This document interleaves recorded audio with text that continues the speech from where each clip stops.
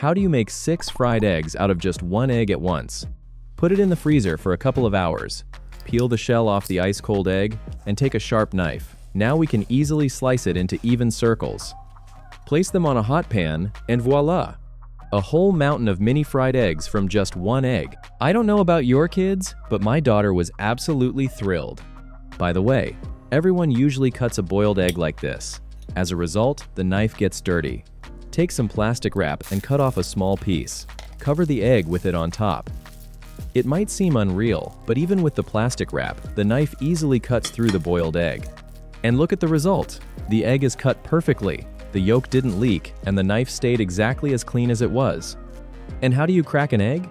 Many people do it by hitting it against the edge of a plate, or they hit the egg with the sharp end of a knife. Look, there is a membrane under the shell. When I peel an egg, you can see how the shell fragments reluctantly detach from this membrane. When you hit the egg against the edge of the plate, very often small shell pieces detach from the membrane and fly into the bowl along with the egg. The same thing happens when you hit the egg with a knife. How can you avoid this? Crack the egg against the surface of the table. This way, the fragments don't scatter, and the membrane holds them and prevents them from falling into the bowl. By the way, if the shells do fall in with the egg white and yolk, the easiest way to get them out is with the shell itself. It is like they are attracted to each other. Of course, the egg must be washed beforehand. I think every kitchen has a funnel like this. We crack the egg and pour it into the funnel. If you shake it a little, all the egg white will drain into the plate, and the yolk will stay in the funnel. It is that simple to perfectly separate the yolk from the egg white. I'm sure everyone recognizes the whisk. We usually use it to mix and beat eggs. It is also very convenient to use it to take boiled eggs out of boiling water. Cool the egg in ice-cold water. With simple movements, we take it out of the whisk. To peel the egg easily, tap it on the table on both ends. Then press it on the side with your palm and roll it across the table. Now, peeling the egg couldn't be easier.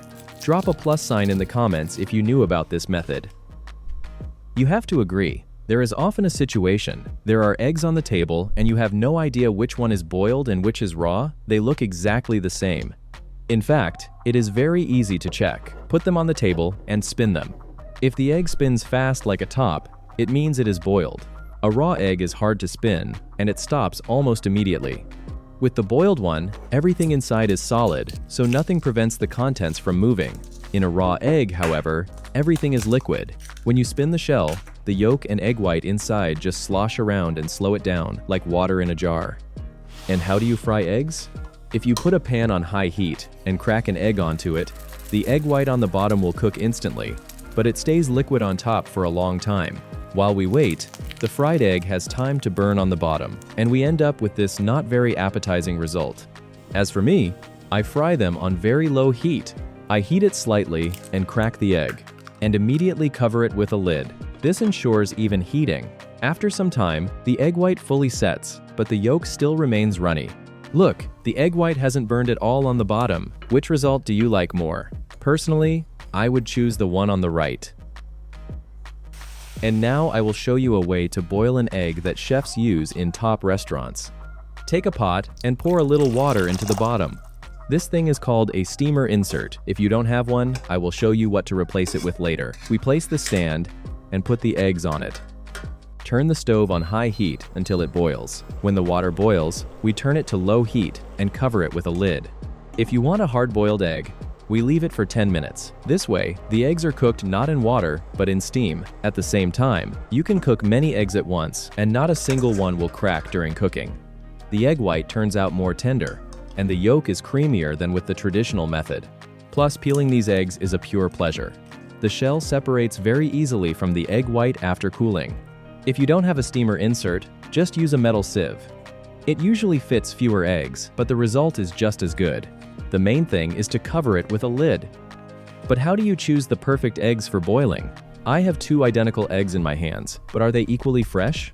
It is very simple to check. Put the eggs in water. A fresh egg is denser and lies completely on the bottom. The second one is no longer as fresh, or it has gone bad. It floats to the surface. The thing is that the air pocket in the wide end of the egg increases in volume over time because the moisture inside the egg gradually evaporates through the shell. Air takes the place of water. This bubble grows and pushes the egg to the surface like a float. And this egg doesn't float completely, but it also doesn't lie on its side on the bottom. It is actually about 3 weeks old. In stores, eggs are sold with the pointy end up, but can they be stored like this? Inside each egg, on its wide end, there is that same air pocket, and the yolk itself is like a float. It always tries to float to the top. If you store an egg with the pointy end up or on its side, the yolk floats up, presses against the shell, and dries out quickly. This way, the egg will spoil twice as fast. So what should you do? Turn the egg with the wide end up. Now the yolk doesn't float to the shell, but rests against the air pocket. It protects it from bacteria, and the eggs stay fresh much longer. And here is another life hack related to the air pocket. Does it happen that during boiling, the egg cracks and the egg white leaks out? It is all about the air at the wide end again.